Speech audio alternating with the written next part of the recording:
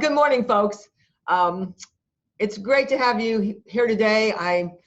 You're the sector of our community that I miss the most. So I'm happy to see so many people on the call, and it's our hope today that we can start a conversation about how we are as knowledgeable as we can be as a community on helping your businesses begin this transition back to where we all want you to be. So we appreciate your time, and I want to make sure this is a helpful hour we can spend together. It's just the beginning. So I'm hoping today to just test the feedback of what we think the biggest issues are, hear from you to be more accurate about what they really are, and make sure that we start to stand up whatever kind of support network and tools we can make available that we can handle. I can't promise that we can move the federal government. We're trying. But I want to make sure that at least locally we are as connected as possible. So throughout the region, we're supporting your transition back as fast and furious as possible. So quick and dirty, I'm Tara Barney. If you don't know me, I head up the chamber. I've learned a lot about Zoom in the last few weeks. So I want to make a quick suggestion. And that is, if you wouldn't mind muting, if you're not, just because it cuts out the background chatter. And if you have the opportunity to go to the bottom of your screen and turn the chat bubble, I'll be watching that. So if there are as you have questions or comments, just hit Tara and tell me you have a comment, and I'll do my best to make sure this is a robust conversation. There are 50 of us on this call, I think. Actually, it's only 34 right now, but there's probably more coming in.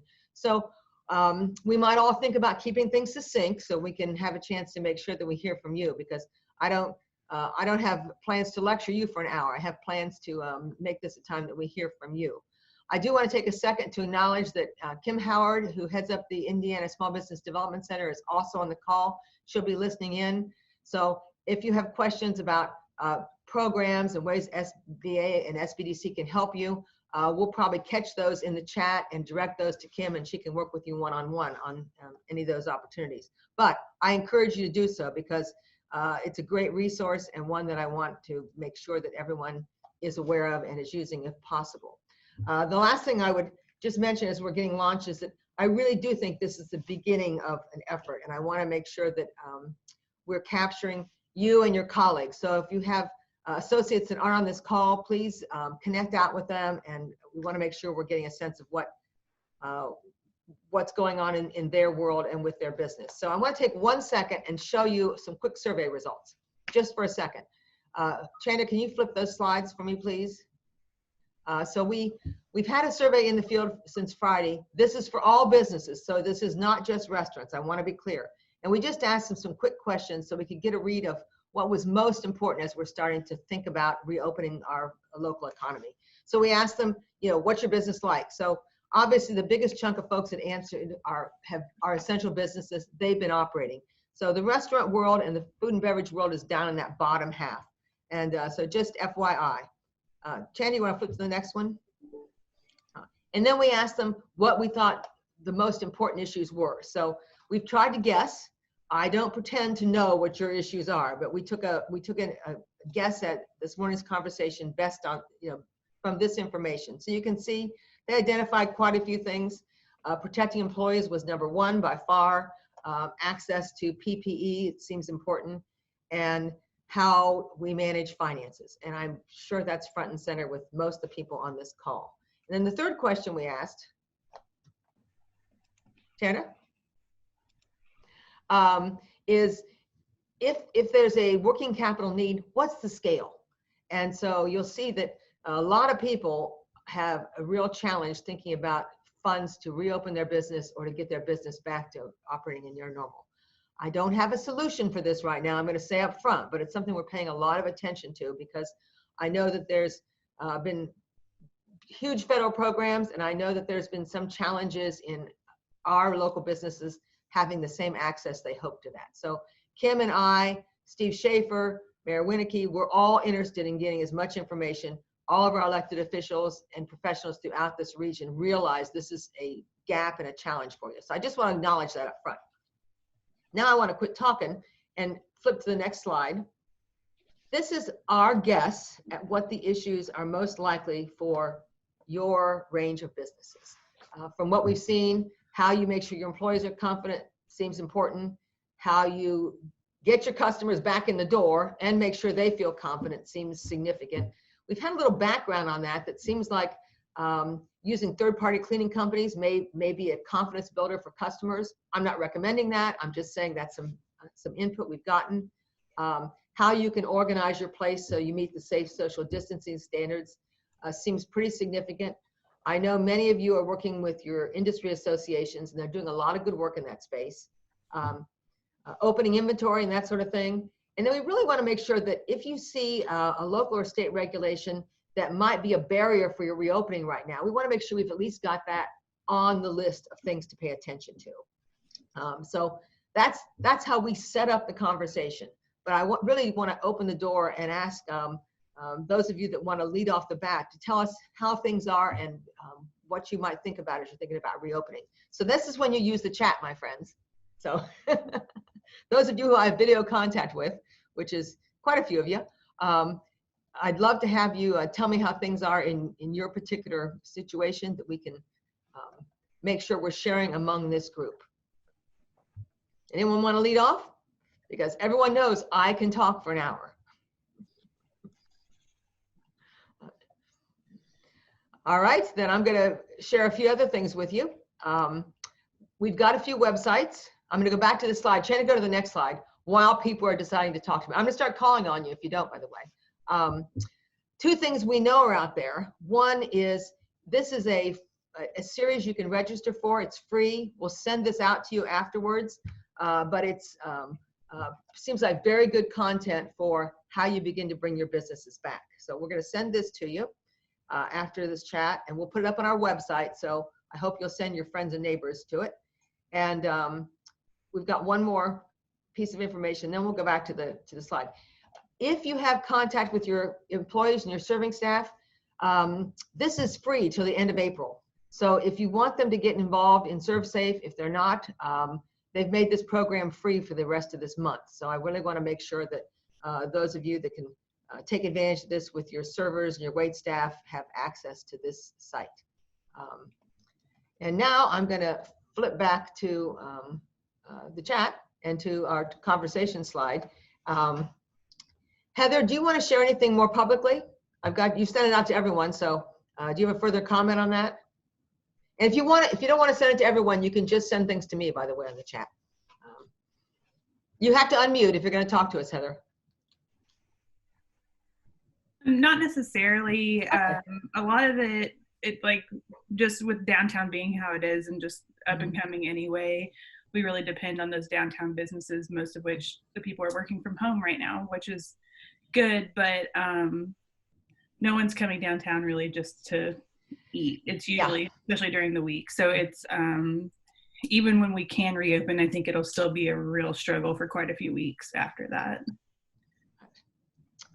Well, I assume that's the case, and you've got kind of both the restaurant and the retail aspects to it. So I don't know what the difference will be in that space, but we want to make sure we're paying attention to that part of our business community as well. Okay. So can I call on MGs? Because, you know, we miss you. You're the longest running business in pretty much the world here.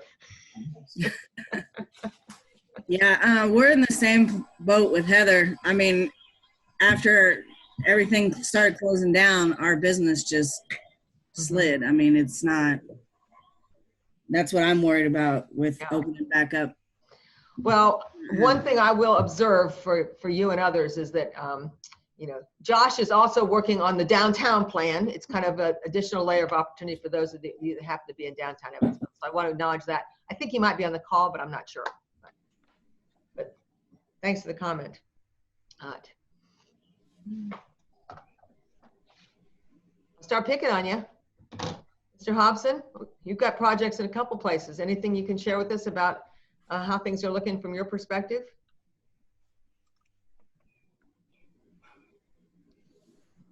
If you have a visual, see, I'm likely to nag you.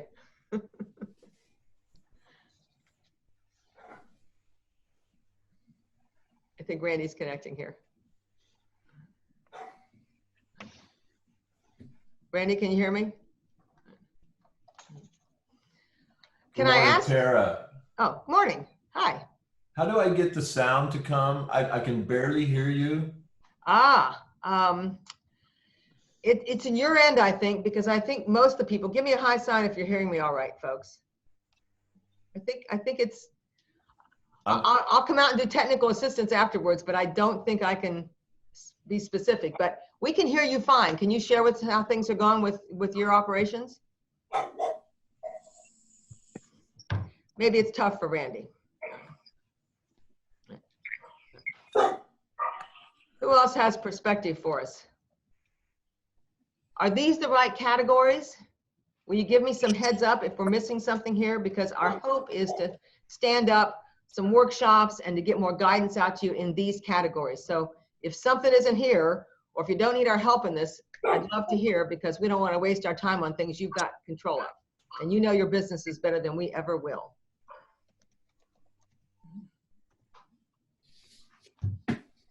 Hey, Tara, can you hear me? Yes. This is Zach Parsons. Yeah. Yeah, I think our concern is maybe similar to Heather's about what are things going to look like on the demand side. Mm-hmm. And one of the questions from the survey that I thought was really interesting was the one about reducing fixed costs. Mm-hmm. So we're just looking at it like just as a business model of making some assumptions about how much supply and daily traffic we would be experiencing. And, you know, that's why we would make commitments to a certain leasing arrangement or software, other sorts of fixed costs. And with our entire industry's margins being so small already, mm-hmm. It doesn't take much of a hit when we're open. And then we're also kind of anticipating if we have to close again for something in the fall, mm-hmm. is that too much for anyone to handle? Yeah. So those are some of our concerns and fears on our side. Those are fair concerns, and this whole pinch between lessees, landlords, and the banks is a complicated path, and I think we all recognize that. But that is one of the things that I think is going to, really challenge the people I'm looking at and talking with here today. So I think we're sensitive to finding ways that we can at least support exploring best practices in this space and offering some thinking about that. I want to call on either Roger or Mary. They're commenting here. Yeah, I just wanted to say to everyone, like Randy and Zach, we've done business with you guys in the past. And Doug, I see Doug's on there. We're just so grateful for you guys supporting us as a local grower, farmer, and we'd love to do anything to help you guys out. One of the things that we're seeing right now is our demand is actually really high, and this was not something we expected, and it's taken a lot for us to pivot, be able to get packaging, sanitation supplies and things like that in place at the level that we're doing. I mean, we're used to sanitizing and cleaning, but we're the same as you guys, trying to figure out curbside delivery for farm market supplies. It's just, it's a whole lot different than delivering 10 pounds to one restaurant than 40 bags to individuals. So it's been a real challenge for us. I think if there was any way that we could redirect some of that demand and that revenue back to the local restaurants and the local businesses, because people are buying stuff. It's just, how do we get them out and back to your locations?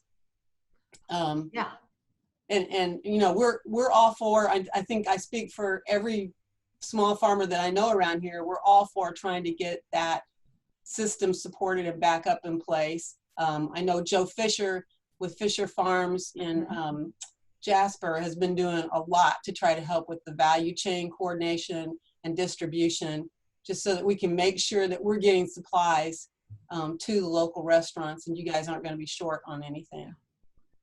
Well, that's great, because that may be something we can tease out a little bit more. Is there a chance to cross promote and to help give some visibility to the relationship between the growers and and you all getting reopened. So we'll take that as a possible to-do item. Thanks for that, Mary. I'm seeing a lot of conversation about PPE, masks, gloves, that sort of thing, cleaning supplies. Is there a general consensus that you have enough? If you think that's a problem, will you be sure to put that in the chat so we have a better sense of that? Most of you clean all the time, so I'm presuming that you got access to suppliers, but I want to be sure to raise that. And I'm seeing a question from John. John, you must be on the line here about getting people back to work. I'm interested in that because what I'm wondering is if there's a general sense that you're going to be able to bring your staff members back when time comes. John, would you like to say more about that? Yeah, Tara, can you hear me? Yeah, thank Great. you. It's a huge concern of ours. Obviously, we have 650 team members furloughed right now. And, where we bring employees back probably in large bulks here towards the end of the month, hopefully, keeping our fingers crossed. We don't believe we're going to have a demand issue at all, but we have strong concerns that employees are making so much on unemployment right now. It's actually higher than what they make when during their regular jobs. And so you also have the scruples question of do you terminate them? I mean, you have team members that are obviously in binds, not just also being furloughed, but they also have their kids at home from school, and they have many other reasons for why they need to stay at home. And then you also have team members that'll take advantage of the situation, making more on unemployment than they do with their jobs. So why return to their jobs to work hard versus sitting down at the lake receiving a check from the government? And how stringent is the Department of Labor going to be with cutting people off from unemployment once they have the jobs back? Yeah, that's an interesting question, John. I've wondered that myself. I can share that one of the things we're doing is we're going to set up a webinar for next week with some of our local law firms. It's going to get into some of these kind of general questions about unemployment and that sort of thing. So that may be of interest to you.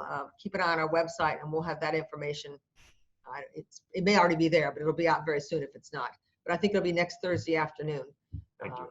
So it's an option, but we're catching these questions. So I want you to know as it's going to the chat, my colleagues are making sure that we catch your comments and can follow up on them more specifically. A couple people have asked about the physical distancing regulations. I'm quite sure, but you're all members of the Restaurant Association, I'm not, that the Restaurant Association in Indiana is working on that. And there's work underway statewide on what those recommendations will look like. I haven't seen Indiana's, but I've seen several other states, and they've been pretty, I thought reasonable. I'm not in your business, but they've laid out some practical ways that you can manage, the entryway and seating and that sort of thing. So I think that's likely to be coming, and you all actually may know more about that than I do, but there are a couple questions here on that topic. And I'm seeing Steve Schaefer has made a post that we want to know about the sanitation supplies, because that's something we could work on as a community if there's a gap there. Steve, do you want to say anything more about that? I know Steve's on this call. Sorry about that, Tara. That's all right. No, just if there are PPE needs, let us know. We are scrambling as a city for city government to make sure all of our employees that deal with the public have masks. We may start requiring masks when they come into public buildings. But, for business, we know of, there are so many businesses that have converted their product to hand sanitizer or, making masks. And if you need that kind of stuff, we want to try to help connect you, and try to make sure you have the resources. The other thing is, and Tara has it listed on her slide, is access to specialized cleaning.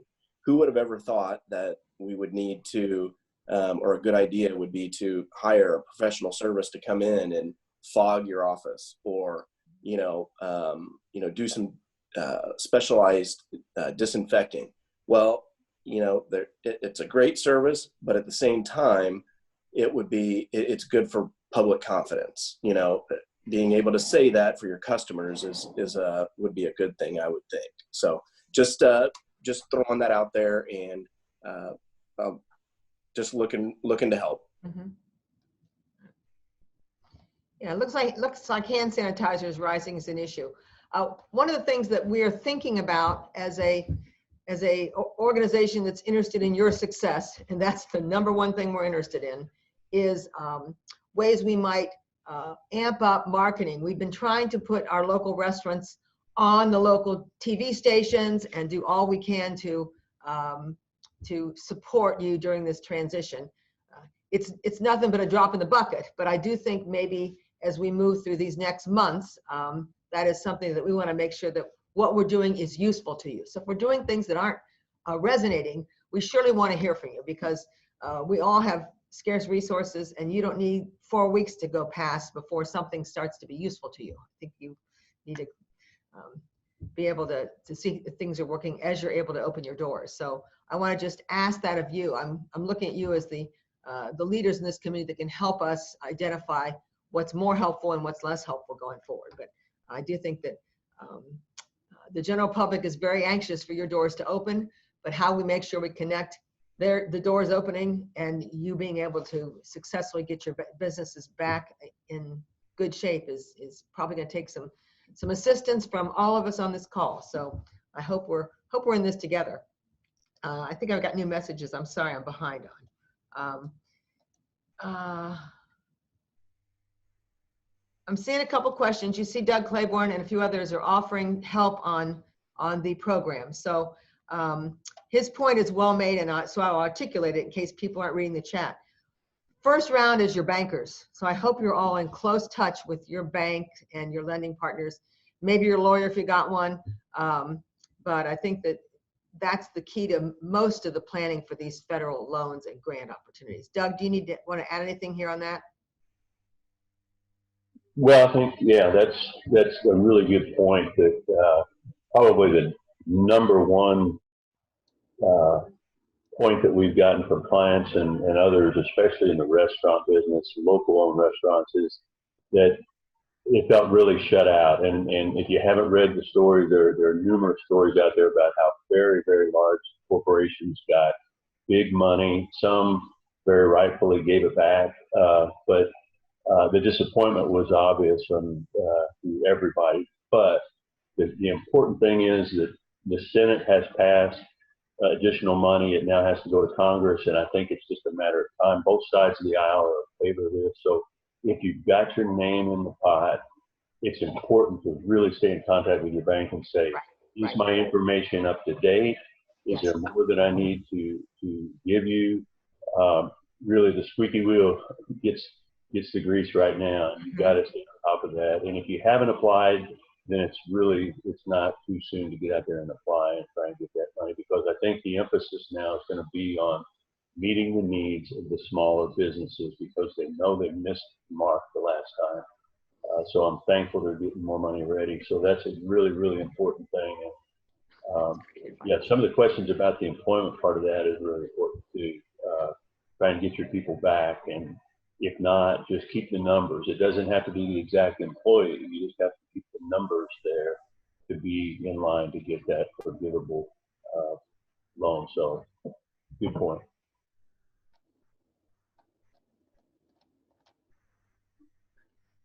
I've got a couple questions coming in on the entertainment space, and I'm not sure I have answers to that, but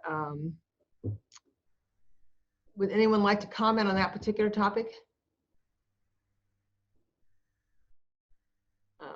It looks, it looks like how bars and restaurants and entertainment come online might not all be at the same time. I don't know that, but I'm just saying, I think I want to make sure we're managing expectations here, because we don't know how the opening opportunities are going to come. But we want to make sure that we are as ready for them as possible as they do come. But I do think our governor is highly aware. Obviously, Mayor Winnicky and our other mayors around this region have all been working together to make sure that we are as ready to go as possible as we have the opportunity. So I'm hoping that we can begin some sort of opening in weeks, not months, obviously. But I don't know how the bar aspect is going to differentiate from the restaurant aspect yet. We'll just have to see what's coming. But some of you on the call may have expertise, because I'm seeing comments about canceling bans and that sort of thing. Anyone want to speak to the group on that topic? Jessica? Hitting you up here. Hey, this is Josh. I believe that there are some guidelines on bar versus restaurant closures in the federal reopening. There are in the federal, yeah. Yeah, so I would imagine we're going to see restaurants first, because the social distancing is easier to accommodate in a seated environment than a stand-up environment. And then will come bars with, I believe there's spacing at the bar top and standing space that has to be accommodated. So those are the kind of, I think we'll see that come a little bit later. I've been thinking a lot about the entertainment piece and how you do that. And honestly, I just don't know how you could, with the exception of people being sat. And that sort of takes the joy out of some of the experience, so. Hey, speak for yourself, I'm old. Hey, Tara, this is Jessica. I'm unmuted now.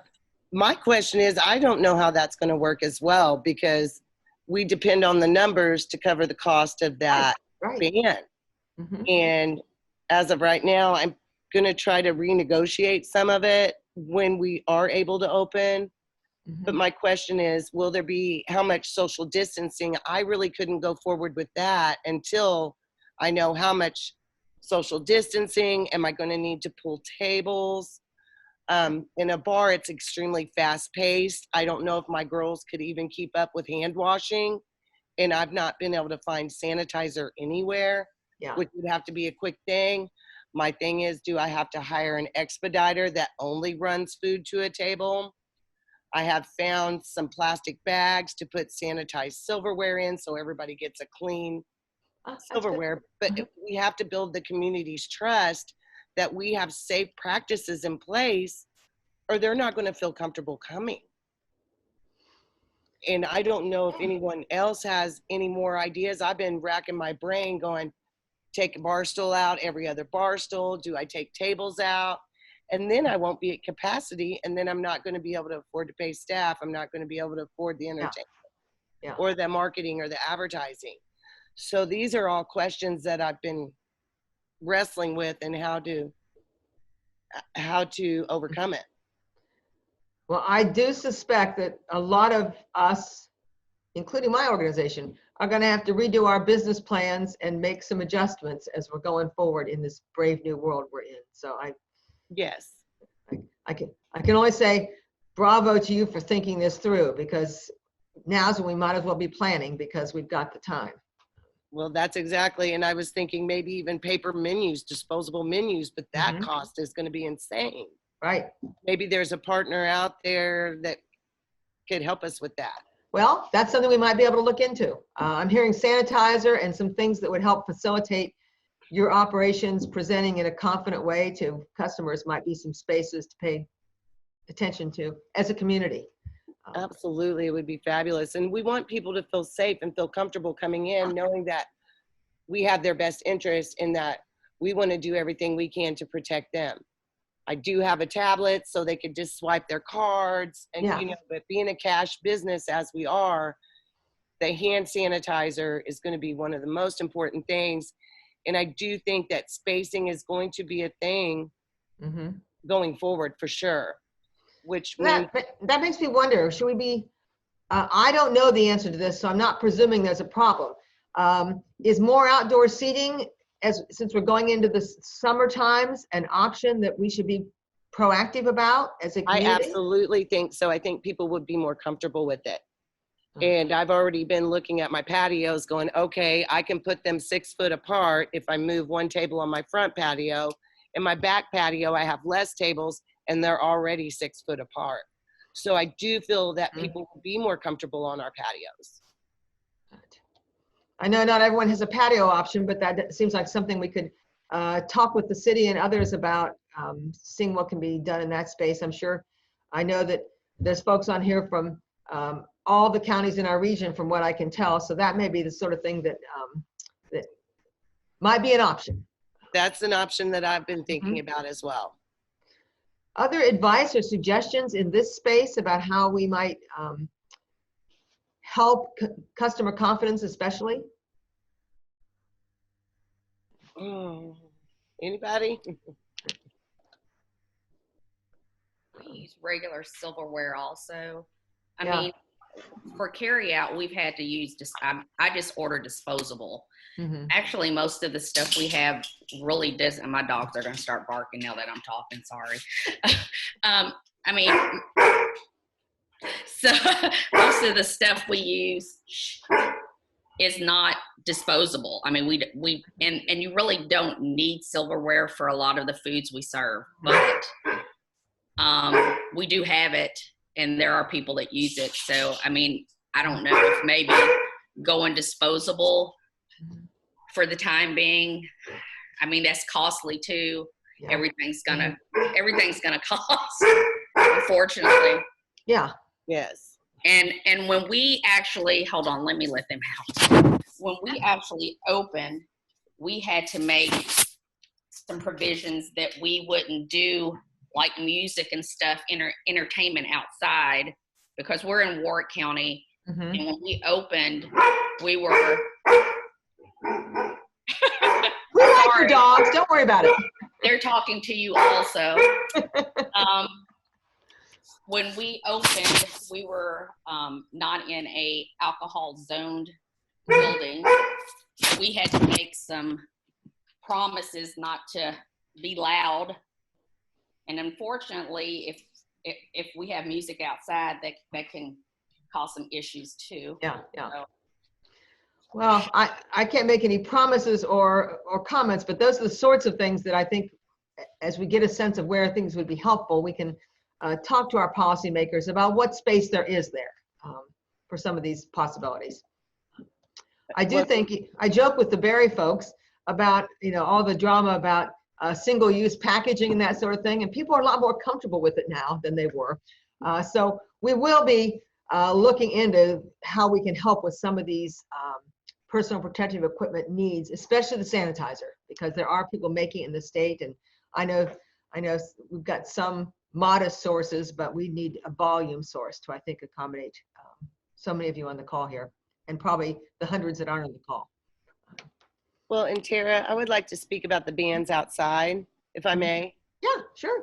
Well, with the new noise ordinance, that and the size of the bands we bring in, that would not be feasible for us. But we could switch maybe and do some acoustic if the bands were willing.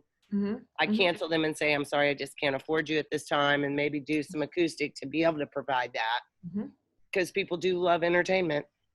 Yeah, well. That's where we made the best money. And I feel like we're working backwards because our venue's really small, and we do a lot of acoustic, and it's more of a smaller venue. And I like to not call us older, but I like to say the mature audience. So a lot of our people are sit down people. I mean, they do sit, but the thing for us was we were doing some acoustic, and we were getting larger turnouts, and our capacity small anyway. So we were trying to figure out a way to increase our capacity, maybe add a bathroom or something like that. And now we've got to go backwards and decrease the capacity because you don't want to have too many people in there. Yeah. I don't know how it's going to work for anybody else, but I mean, for us, entertainment nights were the nights we made the most money. And if you're going to have less people, I know the musicians are struggling too. Oh yeah. Oh yeah. Absolutely they are. They are, yeah.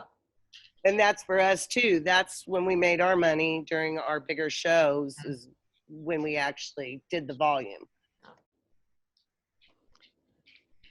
I want to just observe, those of you that are following the chat probably are seeing this, but yes, we'll do all we can to give you as much notice as possible when this will be coming. We'll try to get a read, because I know that you can't hear on Friday that you're allowed to open on Monday and have that opportunity. So I just want to acknowledge that we're seeing that and loud and clear.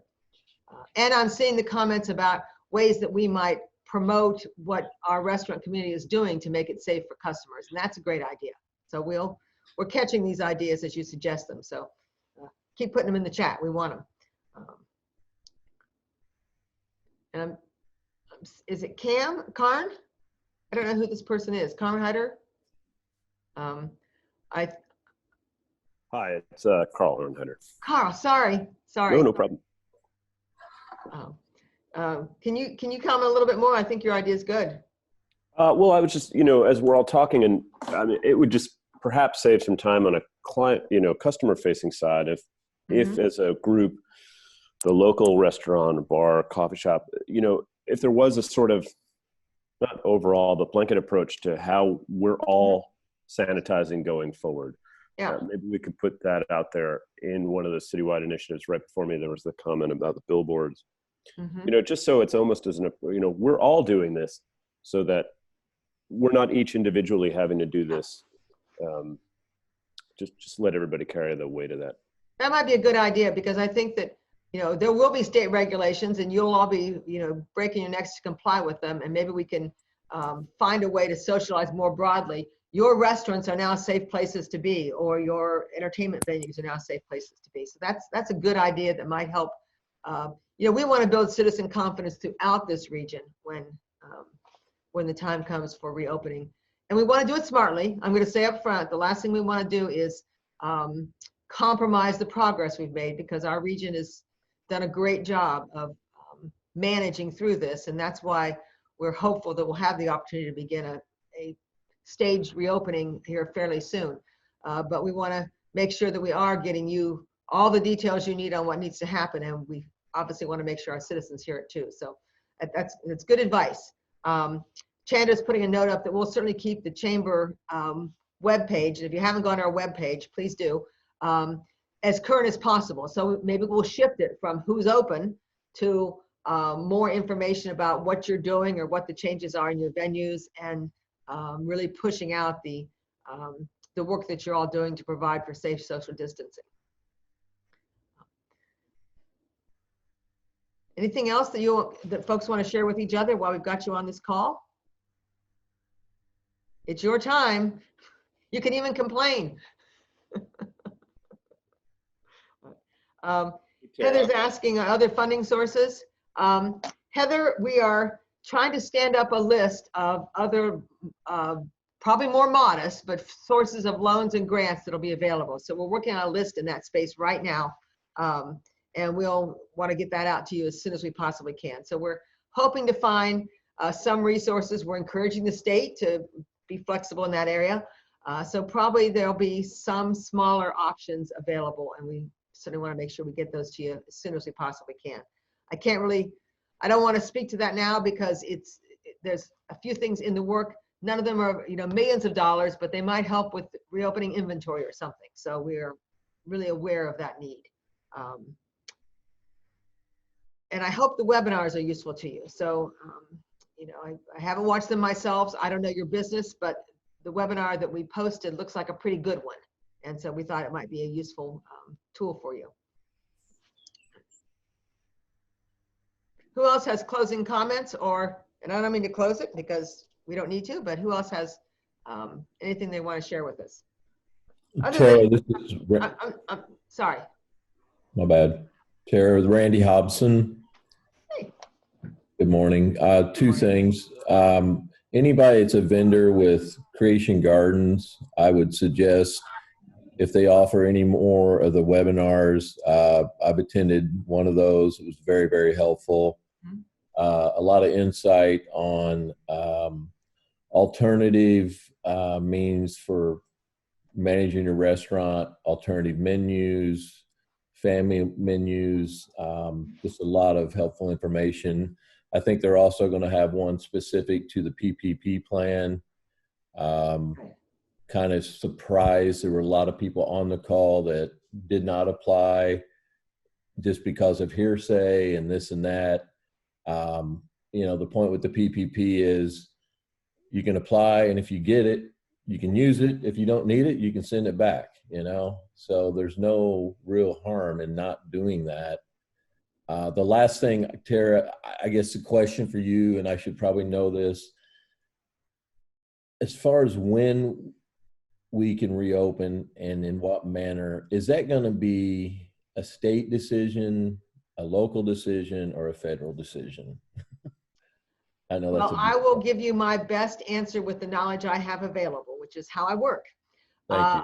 I think that it will be primarily driven by our state leadership, but I can assure you there's very active conversation going on between our state leadership and our regional leadership, primarily led by Mayor Winnicky, but I know he's in touch with all the mayors throughout the region about timing, because Indianapolis has obviously been much more hard hit than we have been, and we've come through the curve more quickly. So I don't want to get ahead of myself and make any representations, but we think it's likely that there'll be some opportunities for regions to open up at different paces. Maybe not in every industry, for example, but likely with the constituency I'm talking to right now, we think that's a distinct possibility. So we're trying to plan in that space. And I'm seeing a comment, Abraham, I want to acknowledge that, yes, we are interested in making sure we get as much content as possible into the Spanish language as possible.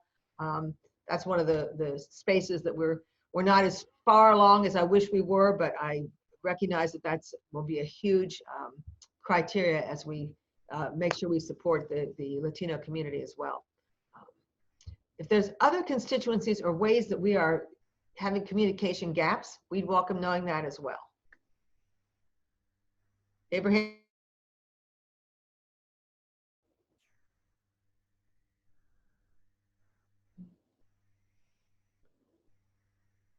Oh, I see Steve Schaefer's posting a comment that we're working on the Spanish translations right now, so that's coming along. Someone has asked about the difference between bars and restaurants. I don't have the answer to that, but I think it has to do with the amount of alcohol sales in other states. So again, I don't know what that will look like specifically. Jessica, you're unmuted. Do you want to add to that? I don't know how they're going to differentiate. And I have a question about will the state mandate something like they did in Florida about our capacity? Like right now, my capacity is 202. Will they say I can only be run at half capacity? Because if I know where I'm going, what my capacity is going to be going forward, maybe there's an option to do just a limited special menu for a while. Like Randy said, we have been thinking about doing the family dinners, but with us, we're such a destination down here and we're so event driven down here. Is that going to be a good option for us? That's something we could explore. So I think, I've watched the other states as they put out guidance, and I'm using that as, just a clue, but yeah. I think those are the sorts of things we can try to get our hands on as quickly as possible. Because I think right now, again, I don't want to speak for anyone that's managing safety and that sort of thing in your establishments, but I think that if there are regulatory matters that we can begin to tease out, at least we can give you good information. So thank you, Sarah. That would be fabulous, because the not knowing and not having the information is the hardest part. Yeah. You have, to try to redesign your whole business plan. Right. We don't know what the regulations are. We don't, we just don't know. This is Matt Cleese here from Kipley's. As far as finding out when or how many people will be able to be allowed in when we do reopen, that's a huge thing for inventory and for ordering. Think how much we could easily over order, and a lot of us are in tight spots to reopen. So that is information that the sooner we could know, the better. Absolutely. Great point. Well, we can put that high on the priority list, because I imagine what is important to Southwest Indiana is important to all of Indiana. So makes sense. Yeah. Thank you. Yeah, sure. Tara, Randy Hobson, one more time. I promise this is it. No, we like hearing from you, sir. So inside of our business today, you know, we have like, I'll call it kind of a market area that's, you know, rated for 98 people. We have a bar area that's rated for another 80 some. And then we have a private dining area that's rated for 40. So when we talk about if we have to have half capacity, how does that work in that scenario where there's 3 really different areas inside of the restaurant? And I just like to get that in the queue as the questions start to evolve. Well, again, I'm learning everything I know over at night. Other states have not gone to half capacity. They've gone to spacing. So it's been a de facto capacity manager because they've said tables have to be 6 feet apart, and that sort of thing. So, but I think your point is well made. This seems like a critical point to get clarity on as soon as we can, whether it's half capacity or what the spacing looks like. And you're saying most states are doing it based on space? Well, most states that have a plan out. So right now that's 4. So do we know where the rules for spacing? Does that mean from there has to be space between each table or each individual person? So say a family of 5, they don't have to sit apart, do they? No. Or that group of 5 has to sit far apart from the next group of 5? Some of the states have put a limit on 6 people at tables and spacing between the tables, but not at the table. Okay, great. Thank you. And there's protocols for, you know, having one person come in and put in the reservation and the rest of the folks wait in the car and things like that. They've not seemed that onerous to me as a consumer, but again, I'm never presumptuous about knowing what matters to you that much. But I think. Okay, thanks. Yeah, but we will be compiling all these questions. To the extent you're willing, we'll probably circulate back out to you because we've got you in an email group and ask you more or less. We don't mean to exclude all the other great restaurant venues and bar venues in our market that aren't on this call, but we want to start somewhere. And you know, this is just the beginning of a process into how we as business supporting organizations and our local governments and others do all we can. You all employ people, you make the money in this market, you build your livelihoods off of this. So I walk a fine line every minute between supporting you and not telling you what to do. And we never want to tell you what to do. But we do want to make sure that we're listening closely and working on those things that matter the most for you right now. And so we're going to stick with what we're hearing from you today. And we're going to put emphasis on some of these priority topics that I lobbed up as an initial agenda. But I think that if you find this useful, we might touch base back as soon as we get any read on what the guidance is, but we will certainly stay in close touch with you, whether it's by Zoom or other ways. Other thoughts on how we can make this a useful hour that you dedicated to us and which we really appreciate? Hey, this is Josh. I just have a couple of things that I wrote down to talk about. First, Randy's suggestion of Creation Gardens was great, but I've been seeing a lot of seminars and information on the websites of all the mainline grocery providers. So whoever your grocery supplier is probably a great source of information. Yeah, good idea. I wrote down that communication with, well, I always feel a restaurant is a community within a community. There's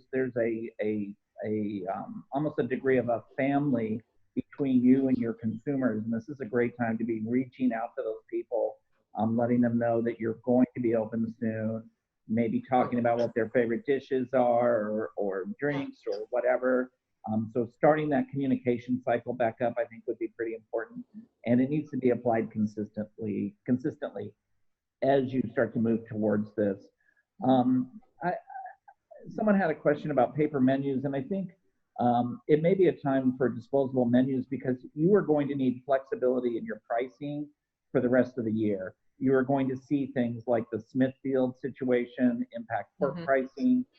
Something like 20% of the United States pork processing is out of capacity, right, or out of just closed right now. So be on the lookout for that. It'll probably go up and down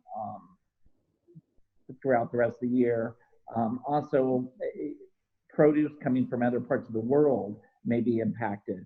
So think about how you might want a smaller menu that you can change in a couple days notice. Someone had a question about the size of like wedding rehearsal and wedding rehearsal dinners, events. There is some guidance on that on the federal guidelines that came out. So just keep an eye on that. I think that information will come out over time. This is Tara. I'm going to, sorry, whoever was going to speak, I'll be quiet and you go ahead. Someone else opened up their mic.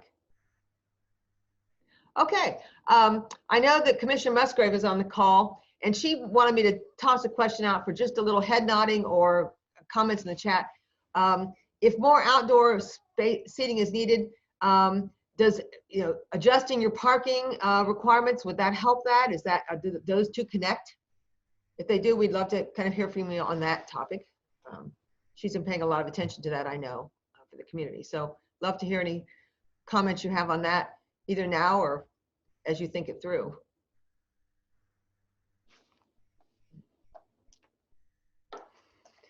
Well, I want to make sure that I'm making a good use of your time. So I'm going to offer some closing comments because that's what I do, But in all seriousness, I want to tell you, I am now 2 years in this community.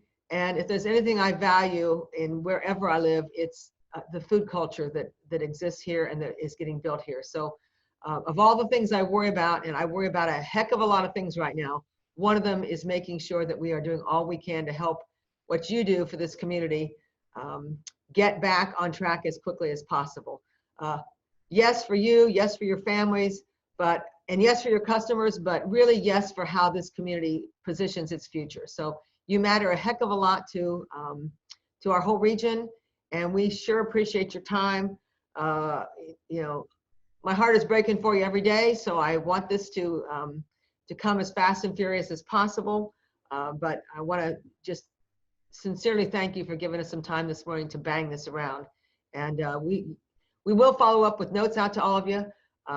You can always email me or any of the better experts at this that are on the call. So we'll put Kim's contact information there as well, and Doug's and Josh's, and all the city partners, because if there are regulatory issues, we'll look to our friends in our local governments to help us think those through. But thanks a million for your time. It's exciting to me that we may be getting to the point that we can get you back in more active business than you've been in. So we appreciate you immensely. And with that, I'm going to sign off and look forward to being in your spaces soon.